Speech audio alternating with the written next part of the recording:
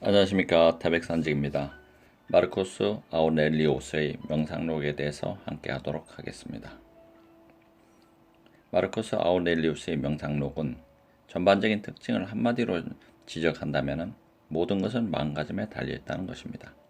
인간이란 이성을 가진 존재이기 때문에 어떠한 외부의 자극이나 압력에도 굴하지 않을 수 있으며 평정을 누릴 수 있는 능력 있는 존재라고 하였던 것입니다.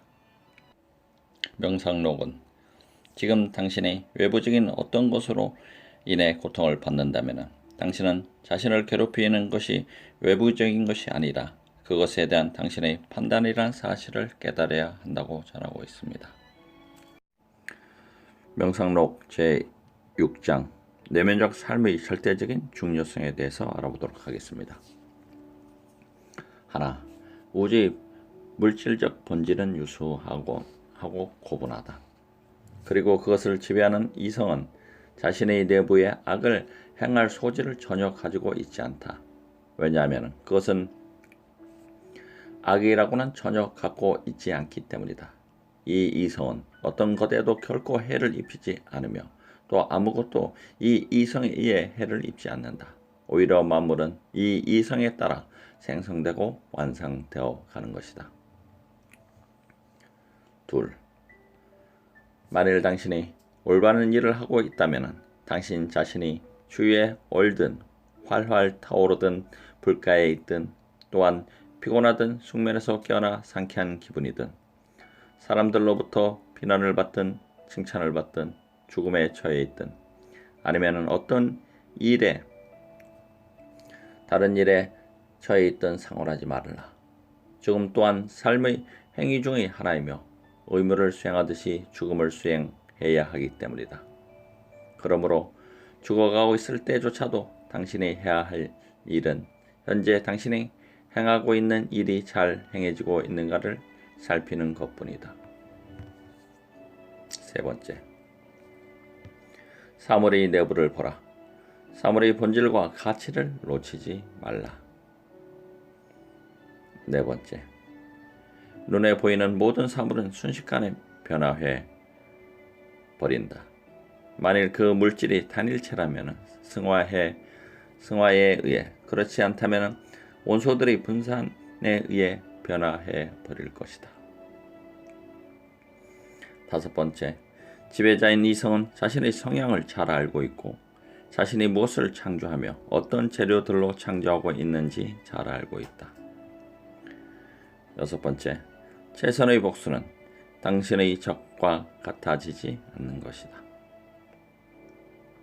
일곱 번째, 항상 신을 기억하면서 오직 공익을 위한 한 가지 일에 공익을 위한 다른 일로 계속해서 옮아가는 데에서만 즐거움과 평온을 찾아라. 여덟 번째, 우리를 지배하는 이성이란 자기 자신을 일깨우고 자기 자신에게 명령하고 원하는 대로 자기 자신을 만들고 발생하는 모든 일을 자신이 원하는 모습으로 바꿀 수 있는 것이다.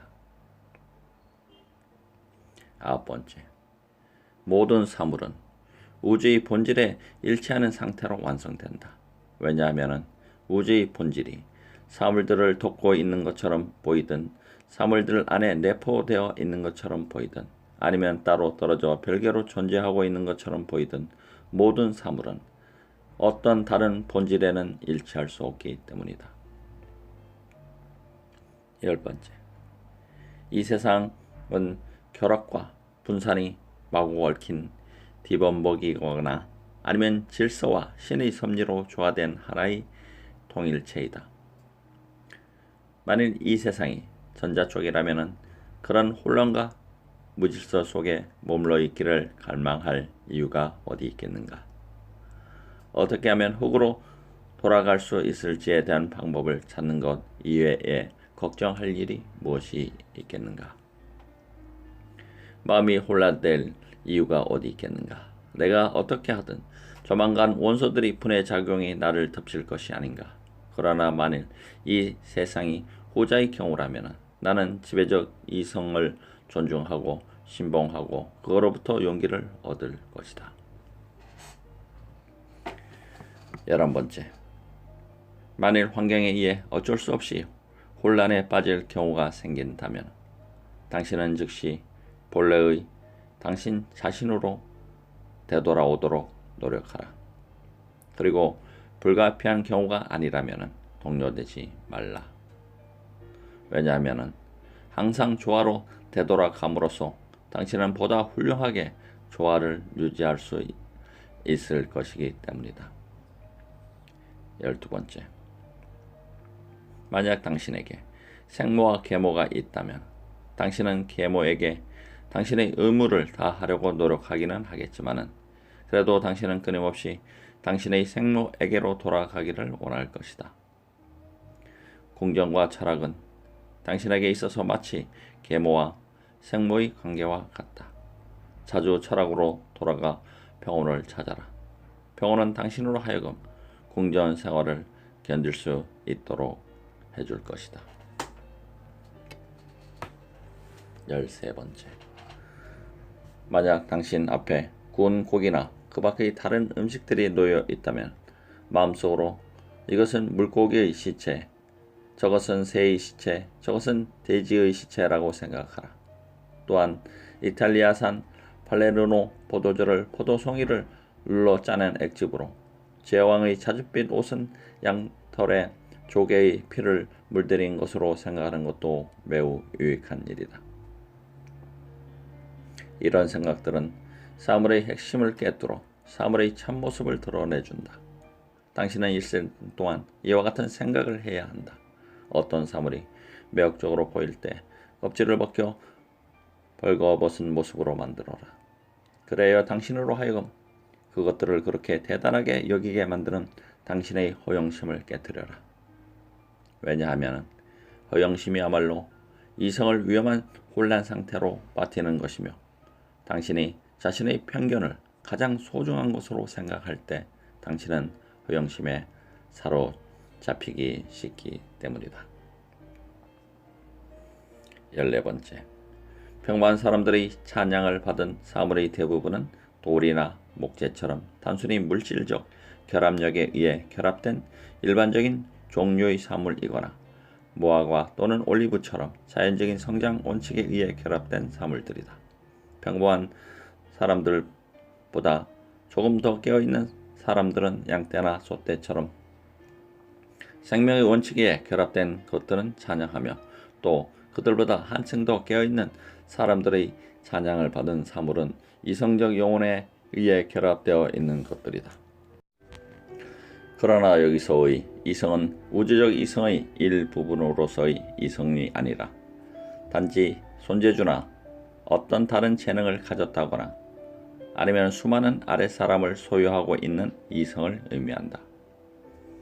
그러나 이성적, 우주적, 사회적 영혼을 무엇보다도 중요시하는 사람은 자신의 영혼의 성품과 활동이 항상 이성적, 사회적인 것이 되도록 노력하며 그것을 위해 자신과 같은 사람들과 협력할 뿐 그 외의 어떤 것에도 마음을 두지 않는다. 15번째, 어떤 것들은 생성되기를 서두르며 또 어떤 것들은 소멸되기를 서두르고 있다. 그리고 생성 과정에 있는 것조차도 이미 일부분은 소멸되기 시작한다. 끊임없는 시간의 흐름이 영원한 항상 새로운 시대를 만들듯이 변화의 흐름은 끊임없이 우주를 새로운 모습으로 만든다. 다름질을 치며 사라져가는 것들 가운데 인간으로 하여금 계속해서 존경심을 갖게 할 수 있는 것이 무엇인가? 그것은 마치 날아가는 참새에게 마음을 두는 것과 같다. 보라, 참새는 순식간에 시야에서 사라져버린다.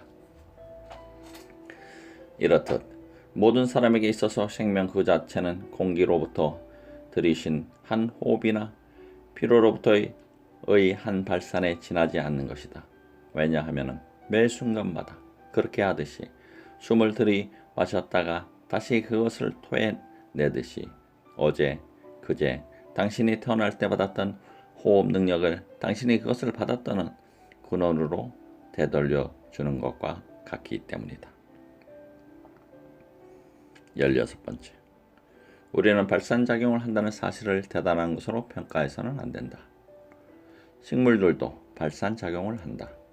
또한 우리는 호흡작용을 한다는 사실을 대단한 것으로 평가해서는 안 된다.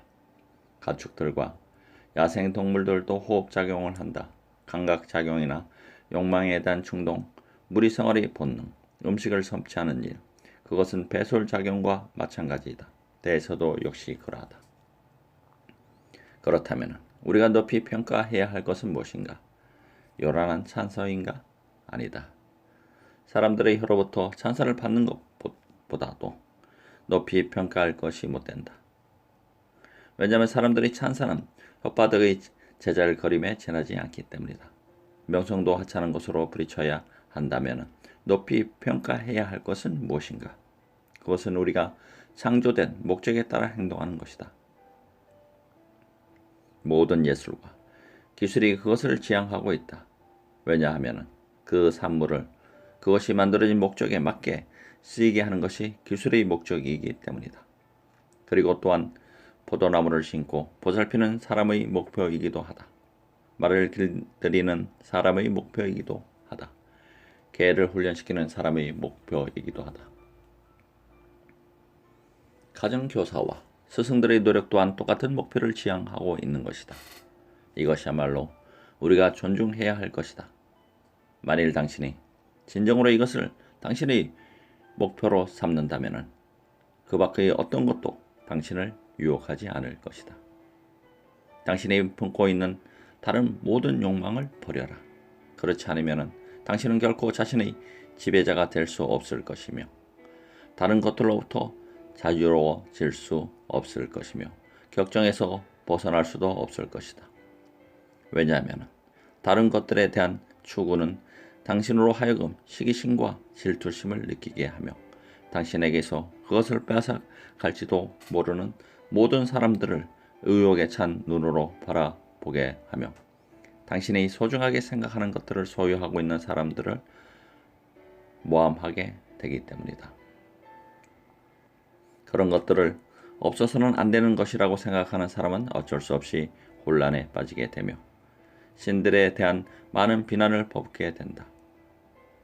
반면에 만일 당신이 내부에 있는 정신을 높이 평가하고 존중한다면 당신은 평온해지고 사람들과 화합하게 되고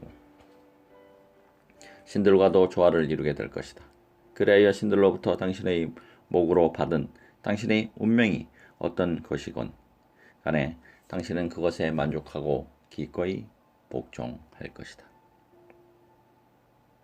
17번째. 원소들은 그들의 궤도를 따라 위로 아래로 그리고 이리저리 떠돌아다닌다. 그러나 덕의 운동은 원소들의 운동과는 전혀 다르다. 덕은 이해하기 어려운 궤도를 따라 조용히 진행해 나아가는 보다 신성한 운동을 하는 것이다. 18번째. 인간의 행위는 얼마나 이상한가. 그들은 자신들과 함께 살고 있는 같은 시대의 사람들은 칭찬하려 하지 않으면서도 자신들은 이제까지 본 적도 없고 앞으로도 보지 못할 후세 사람들로부터 칭찬받기를 갈망한다. 그것은 이미 죽은 자신의 조상들이 자기를 칭찬해 주지 않았다고 투덜대는 것과 다를 바 없는 것이다. 19번째. 당신에게 힘든 일이라 하여 그 일을 인간으로서 해낼 수 없는 일이라고 생각하지 말라. 만일 어떤 일이 인간으로서 해낼 수 있으며 또 인간에게 합당한 일이라면 당신도 그 일을 해낼 수 있다고 생각하라. 20번째. 운동경기를 하는 도중에 상대방의 손톱으로 우리를 핥히거나 부딪혀서 우리 머리에 상처를 입혔을 때 우리는 그것을 문제 삼거나 보복하거나 그의 행위가 악의에서 나온 것이라고 의심하지 않는다. 그러나 우리는 경기를 할 때 그를 경계하게 된다. 그것은 그를 적으로 생각해서도 아니며 그를 의심해서도 아니다. 그것은 아무런 악이 없는 그의 일격으로부터 벗어나기 위해서이다. 인생에 있어서도 우리는 이와 같이 해야 한다. 즉 우리는 상대방을 조심해야 한다. 왜냐하면 그렇게 함으로써 우리는 아무런 의욕도 악의도 없는 그들의 일격을 피할 수 있기 때문이다. 21번째. 만일 누군가가 내게 나의 생각이나 행위가 옳지 않다는 것을 설명해주고 증명해준다면 나는 기꺼이 나의 생각과 행동을 고칠 것이다. 왜냐하면 나는 진리를 찾고 있으며 진리는 이제까지 어느 누구도 해친 일이 없기 때문이다. 해를 입히는 것은 오히려 자기 기만과 무지에 대한 고집이다. 22번째. 나는 내가 해야 할 나의 의무를 수행한다. 그리고 그 이외의 것은 결코 나의 마음을 혼란시키지 않는다. 왜냐하면 그런 것들은 생명이 없는 것들이거나 이성이 없는 것들이거나 아니면 자기들이 어디로 가고 있는지도 모르고 방황하는 자들이기 때문이다. 23번째. 이성이 없는 동물들과 생명이 없는 사물들에게 관대하고 너그럽게 대하라. 당신은 이성을 부여받았지만 그것들은 이성을 부여받지 못했기 때문이다. 그러나 이성을 지니고 있는 인간을 대함에 있어서는 동료 의식을 갖고 대하라. 모든 일에 있어서 신들의 도움을 간구하라. 그러나 당신이 기도하는 데 걸리는 시간의 길이에 대해 너무 걱정하지 말라. 길게 하더라도 3시간만 소비하면 충분하다. 24번째. 죽음에 있어서는 마케도니아의 알렉산더 대왕이나 그의 마부나 똑같다. 왜냐하면 그들은 똑같이 동일한 우주의 창조적 이성 속에 흡수되었거나 아니면 똑같이 원자로 확산되어 버렸기 때문이다. 25번째. 우리들 각자의 내부에서 얼마나 많은 정신적, 육체적 일들이 동시에 일어나고 있는지 생각해 보라.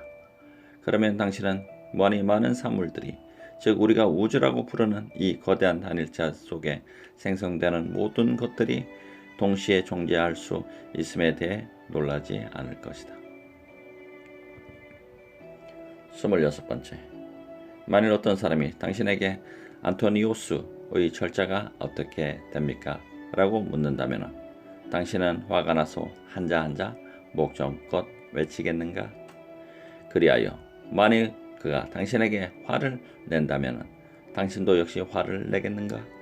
그것보다는 철자를 한자 부드럽게 말해주는 것이 좋지 않을까? 당신의 인생에 있어도 마찬가지이다. 당신의 인생에 있어서의 모든 의무도 이와 같이 독립된 행위들의 결합임을 명심하라. 그러므로 당신에게 화를 내는 사람들에 대해 화를 내지 말고 각각의 행위들에 세심한 주의를 기울여라. 그리하여 당신에게 주어진 일들을 평온한 마음으로 질서 정연하게 완수하라. 27번째.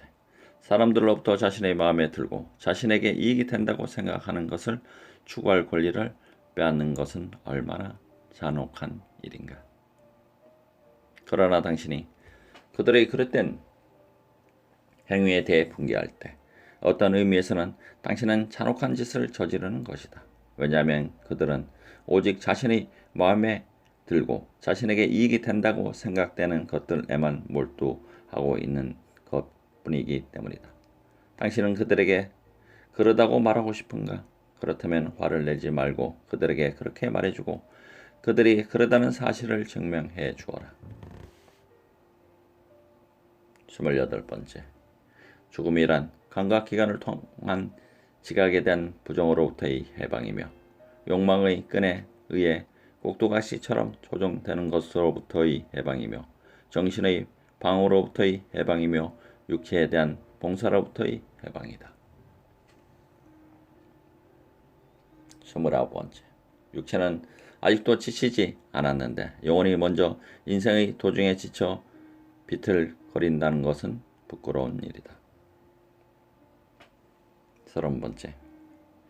지나치게 군주인 채 하거나 군주 의식에 깊이 물들지 않도록 주의하라. 그런 일은 일어나기 쉽기 때문이다. 항상 소박하고 선량하고 순결하고 진지하고 꿈이 없도록 하라. 또한 정의를 사랑하고 경건하고 친절하고 관대하며 온 마음을 다하여 당신의 의무를 수행하라. 항상 철학이 당신에게 요구하는 그런 사람이 되도록 최선을 다하라. 신들을 공경하고 사람들을 보호하라. 인생은 짧다. 이 지상의 생활에서 거두어들일 수 있는 유일한 수확은 내적으로는 당신의 내부에 있는 신성이고 외적으로는 공공의 이익을 위한 행위뿐이다. 모든 일에 있어서 안토니오스 양부이며 선제인 안토니오스 피우스의 제자로서 행동하라. 이성에 따른 행위에 대한 그의 열성적 태도, 어떤 경우에도 흔들림이 없었던 그의 침착성, 그의 경건함, 그의 온화한 모습, 그의 친절한 태도, 가식 없는 그의 태도, 사물을 바르게 이해하려는 그의 열성을 배워라. 그는 어떤 행동을 함에 있어 항상 그 행동을 철저히 검토하여 완전히 파악하고 나서야 행동에 옮겼으며 부당하게 자신을 비난한 사람에 대해 비난하지 않고 묵묵히 참았으며 결코 서두른 일이 없었으며 남을 비방하는 말에 귀를 기울이지 않았다. 또한 그는 사람들의 성품과 사람들의 행동을 판단함에 있어 정확했으며 남을 비판하지 않았으며 소문을 두려워하지 않았으며 조금도 남을 의식하거나 시기하지 않았으며 궤변가도 아니었다. 그는 집, 잠자리, 옷, 식사 및 하인 등에 있어서 변변치 않은 것으로 만족했으며 매우 근면했으며 인내심이 강했다. 그는 일하기를 좋아했으며 정해진 식사 시간을 제외하고는 아침부터 저녁까지 쉬지 않고 한 가지 일에 몰두할 정도로 정력적이었다. 친구에 대한 그의 우정은 한결같았으며 변함이 없었다.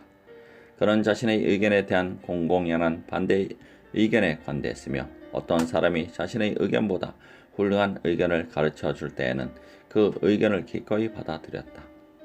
그는 신을 경외했지만 미신에 빠져들지는 않았다.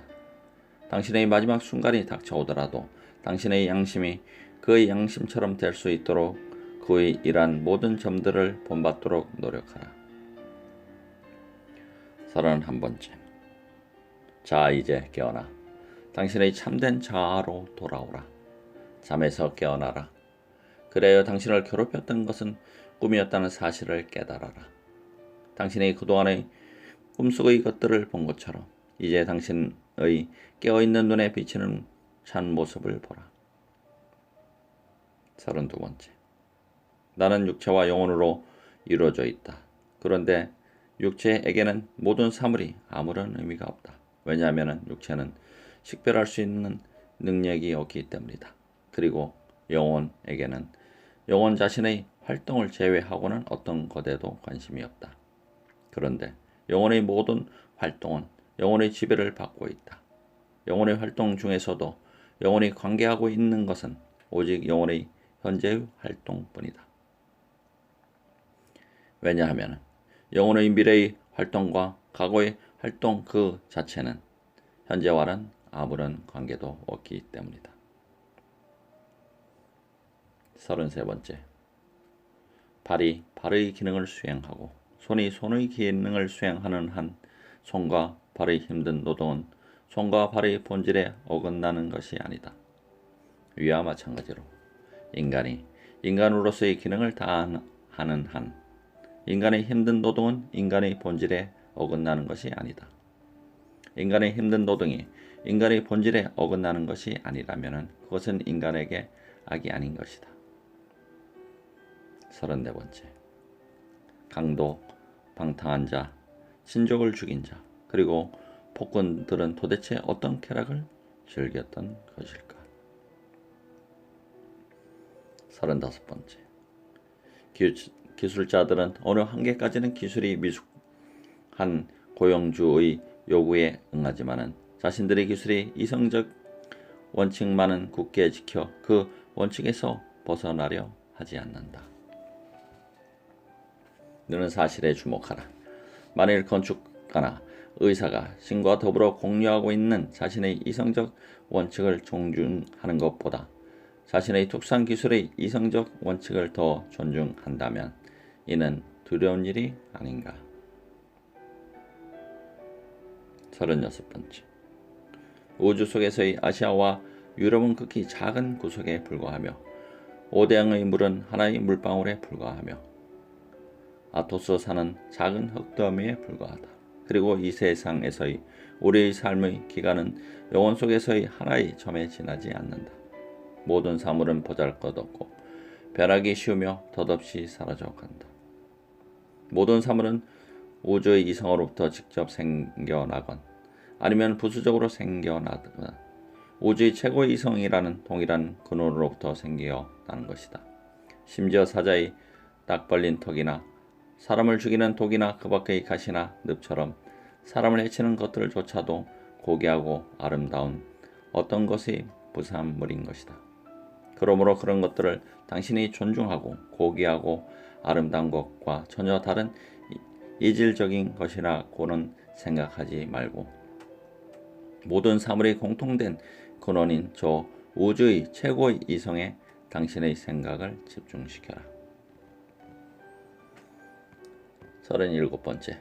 현존하는 사물들을 보는 것은 태초 아래로 존재해온 모든 것을 보는 것이며 또한 영원한 미래에 존재하게 될 모든 사물을 보는 것이다. 왜냐하면 모든 사물은 동일한 근원으로부터 나오며 동일한 형태를 하고 있기 때문이다. 38번째. 우주의 모든 사물들이 서로 연결되어 있으며 서로 연결지어져 있음을 자주 생각하라. 모든 사물은 서로 짜여져 있으며 따라서 서로 우호관계로 연결되어 있다. 모든 사물은 그들 사이에 작용하는 장력으로 인해 그들 모두에게서 숨쉬고 있는 공통된 정신으로 인해 그리고 모든 존재의 단일성으로 인해 서로에게 추종하는 것이다. 39번째. 당신에게 주어진 환경에 당신 자신을 적응시켜라. 그리고 운명이 당신 주위에 둘러놓은 사람들에게 참된 사랑을 베풀어라. 40번째. 연장이나 기구나 용기는 그것이 만들어진 목적을 수행하기만 하면은 그것을 만들어낸 사람이 없어도 상관없다. 그러나 자연에 의해 조직적으로 결합된 사람들의 경우에는 그것들을 만들어낸 힘이 여전히 그것들 속에 머물러 있다. 그러므로 당신은 그 힘을 더욱더 존중해야 한다. 당신의 일생을 통해서 그 힘의 뜻에 따라 행동하고 살아간다면 모든 것이 당신의 이성을 만족시킬 것이라는 사실을 믿어라. 우주의 경우에 있어서도 이와 같이 우주의 모든 사물들이 우주의 이성을 만족시키는 것이다. 41번째. 만일 당신의 힘이 미치지 못하는 어떤 것을 당신을 위해 선한 것이라거나 혹은 악한 것이라고 생각한다면 당신은 그런 선을 이름에 대해 혹은 그런 악을 만남에 대해 신을 원망하고 당신의 실패와 불행의 원인이 되었거나 그 원인이라고 당신이 생각한 사람을 증오할 것이다. 실제로 우리는 이러한 것들을 중요하게 여김으로써 많은 잘못을 저지른다. 그러나 만일 우리가 우리의 힘이 미치는 것들에 대해서만 혹은 선과 악이라고 판단한다면 우리는 선을 원망하거나 다른 사람을 적으로 대할 이유가 없다. 42번째. 우리는 모두 동일한 목적을 위해 함께 일하고 있다. 우리들 중 어떤 사람은 그 사실을 알고 목적의식을 갖고 일하고 있으며 또 어떤 사람은 인간은 잠자고 있는 상태에서조차 일하고 있으며 우주의 진행 속에서 자신의 목을 하고 있다는 헤라클레이토스의 말처럼 그 사실을 전혀 모르는 상태에서 일하고 있다. 사람들은 각기 자기 나름대로 우주의 진행에 기여하고 있으며 심지어 발생하는 일들을 방해하고 파괴하려는 사람들조차도 자신의 의도와는 무관하게 우주의 진행에 기여하고 있는 것이다. 우주는 그러한 사람들에게까지도 필요로 하는 것이다. 그러므로 당신에게는 어느 쪽을 택할 것인가 하는 문제만이 남아있다. 당신이 어느 쪽을 택하든 모든 것을 다스리는 이성은 당신을 이용할 것이며 자신의 협자들 속에 당신의 자리를 만들어 줄 것이다. 그러나 크리시푸스가 말하는 것처럼 무대 위에 어릿강대와 같은 천박하고 우스꽝스러운 역할을 맡지 않도록 노력하라. 43번째. 태양의 신이 비의 신의 역할을 하려 하겠는가? 아스클레피오스, 우술의 신, 데메테르, 수학의 신 역할을 하려 하겠는가? 또한 각각의 별들은 어떠한가? 그들은 각기 다르지만 동일한 목적을 위해 협력하고 있지 않은가? 44번째. 많은 신들이 나에게 대해서 그리고 내게 일어날 일에 대해서 함께 협의하여 나를 위해 계획을 세워 놓았다면 그것은 분명 좋은 계획일 것이다. 왜냐하면 신들이 나쁜 계획을 협의하리라고는 생각조차 할 수 없기 때문이다. 신들이 나를 해칠 계획을 할 이유가 어디 있겠는가? 나를 해친다고 해서 신들에게 혹은 신들이 가장 관심을 기울이고 있는 우주에게 무슨 이익이 있겠는가? 신들이 특별히 나를 위해 계획을 세워 놓지 않았다고 하더라도 적어도 그들은 우주를 위해서는 훌륭한 계획을 세워 놓았을 것이다. 그러므로 나는 그 계획의 결과로서 내게 일어나는 모든 일들을 기꺼이 받아들이고 사랑해야 한다. 그러나 만일 신들이 아무런 계획도 세워놓지 않았다면 그렇게 믿는 것은 불경스러운 일이지만 우리는 신들에게 제물을 바친다든지 기도를 한다든지 맹세한다든지 혹은 신들은 존재하며 우리들 사이에 살아있다는 것을 인정함으로써 행하는 우리의 모든 다른 행위들을 더 이상 행할 필요가 없을 것이다. 그러나 그것이 사실이라 하더라도 즉 신들이 우리 인간들을 위해 특별히 계획을 세워놓지 않았다 하더라도 나는 나 자신을 위해 계획을 세울 수도 있으며 나 자신의 이익을 도모할 수도 있는 것이다. 그런데 모든 존재의 이익은 자신의 본성과 본질에 따르는 데 있다. 나 자신의 본성은 이성적이며 사회적인 것이다. 즉 마르쿠스 로소의 내게 있어서는 나의 도시와 국가는 로마이며 인간으로서의 내게 있어서는 나의 도시와 국가는 우주인 것이다. 그러므로 이들 사회에 유익한 것만이 내게 유익한 것이다. 45번째. 각 개인에게 일어나는 모든 일들은 전체의 이익을 위한 것이다. 이 사실을 아는 것만으로도 충분하다. 그러나 좀 더 주의 깊게 살펴보면 당신은 한 사람에게 이익이 되는 것은 다른 사람에게도 또한 이익이 된다는 일반적인 원칙을 발견할 수 있을 것이다. 그러나 여기서 말하는 이익이란 말은 도덕과는 관계없는 것들을 포함한 보다 일반적인 의미로 받아들여져야 한다. 46번째. 원형 경기장이나 이와 비슷한 곳에서 행해지는 경기는 항상 똑같은 것만을 보여주기 때문에 우리를 실증나게 하며 그 단조로움은 그 구경거리를 지루하게 만든다. 이와 같은 느낌을 당신은 인생 전체에 대해서도 느낄 것이다. 우리 오르막길에 있는 것들과 내리막길에 있는 것들은 모두 항상 똑같은 것들이며 똑같은 것을 연출한다. 47번째. 죽음은 어떤 부류의 사람이든지 또는 어떤 일에 종사하는 사람이든지 혹은 어떤 종족, 심지어 필리스티온, 포에부스, 오리가니온에게도 찾아왔음을 항상 기억하라. 이제 이들 최근 사람들로부터 다른 사람들에게로 눈을 돌려보라. 일찍이 그토록 많은 위대한 웅병가들은 어디로 사라졌으며 헤라클레이토스, 피타고라스, 소크라테스와 같이 존경받았다는 수많은 현자들, 옛날의 영웅들, 그 이후의 장군들과 제왕들, 에오독수스, 플라톤의 제자이며 수학자, 히파르쿠스, 프톨레이마이오스 왕조시대의 수학자, 아르키메데스, 그리고 그 밖의 수많은 뛰어난 지자들, 숭고한 정신을 지녔던 사상가들, 불굴의 정신을 지녔던 사람들, 수완 있는 사람들, 의욕에 찬 사람들, 그리고 메니푸스, 견유학파의 철학자, 그의 제자들처럼 인생의 덧없음과 짧음을 조소했던 많은 사람들은 이미 오래전부터 무덤 속에 누워있음을 자주 상기하라. 그들이 지금 무덤 속에 누워있다고 해서 그것이 그들에게 무슨 나쁜 일이겠는가? 더구나 그들의 이름이 잊혀졌다고 해서 그들에게 더 나빠질 것이 무엇이겠는가? 이 세상에서의 삶에 있어서 가치 있는 것은 오직 한 가지뿐이다. 그것은 진실하지 못하고 정의롭지 못한 사람들에게도 관대하게 대하며 진리와 정의 속에서 살아가는 것이다. 48번째, 정신의 활력을 얻고자 할 때는 당신의 주위에 있는 사람들의 미덕을 생각하라.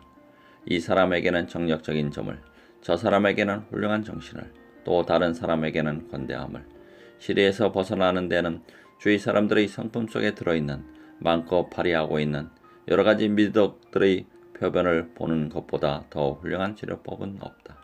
그러므로 항상 주위 사람들의 미덕들을 바라보라. 49번째, 당신의 현재의 체중이 300파운드보다 적게 나간다고 해서 당신은 한탄하겠는가? 그렇지 않다면 더 오래 살지 못하고 당신의 수명밖에 살지 못하는 것에도 한탄할 이유가 무엇이겠는가? 당신에게 할당된 육체의 크기에 만족하는 것처럼 당신에게 할당된 시간의 길이에 만족하라. 50번째, 설득에 의해 사람들의 마음을 움직여라. 그러나 정의의 이성적 원칙이 그들의 의지에 대항하라고 지시하면 그 지시를 따르도록 하라. 그러나 만일 누군가가 강압적으로 당신을 가로막고 방해한다면 괴로워하지 말고 스스로 물러나 그 장애물을 단지 다른 미덕을 쌓는 기회로 삼아라. 당신의 시도는 잠정적으로 유보된 것이며 당신은 불가능한 것을 목표로 했던 것이 아니라는 사실을 명심하라. 그렇다면 그 목표는 무엇인가? 그것은 시도해보는 것, 바로 그것이었다. 그 점에 있어서 당신은 성공한 것이며 동시에 당신으로 하여금 시도하게 한 당신 내부의 불가결한 생존 조건들도 실현된 것이다. 51번째, 명예를 추구하는 사람은 다른 사람들의 행위 속에서 자신의 행복을 찾으며 쾌락을 추구하는 사람은 자기 자신의 감각 속에서 행복을 찾는다. 그러나 지혜로운 사람은 자신의 행위 속에서 행복을 찾는다. 52번째, 당신의 눈앞에 있는 어떤 사물도 당신으로 하여금 어떤 견해를 갖도록 강요하지 않으면 또한 당신의 마음을 혼란시키지도 않는다. 사물 그 자체는 본질적으로 당신의 판단을 강요할 힘을 갖고 있지 않기 때문이다. 53번째, 다른 사람들의 말을 주의 깊게 듣는 습관을 길러라. 그리고 말하는 사람들의 진심을 이해하도록 최선을 다하라. 54번째, 벌집에 유익하지 못한 것은 벌에게도 유익하지 못하다. 55번째, 만일 선원들이 항해장을 비방하고 환자들이 자신을 치료하는 의사를 욕한다면 그들이 누구의 말을 귀를 기울이겠는가? 또 그들이 귀를 기울이려고 하는 사람이 있다 하더라도 그가 어떻게 승객들의 안전과 환자들의 건강을 보장할 수 있겠는가? 56번째, 나와 함께 이 세상에 태어난 사람들 중 얼마나 많은 사람들이 이미 사라져 버렸는가? 57번째, 황달병에 걸린 사람에게는 꿀이 쓴 것처럼 느껴지고 미친 개에게 물린 사람에게는 물이 공포의 대상으로 느껴진다. 또 어린애들은 공을 매우 소중한 보물로 생각한다. 그런데 나는 왜 그들에게 화를 내는 것일까?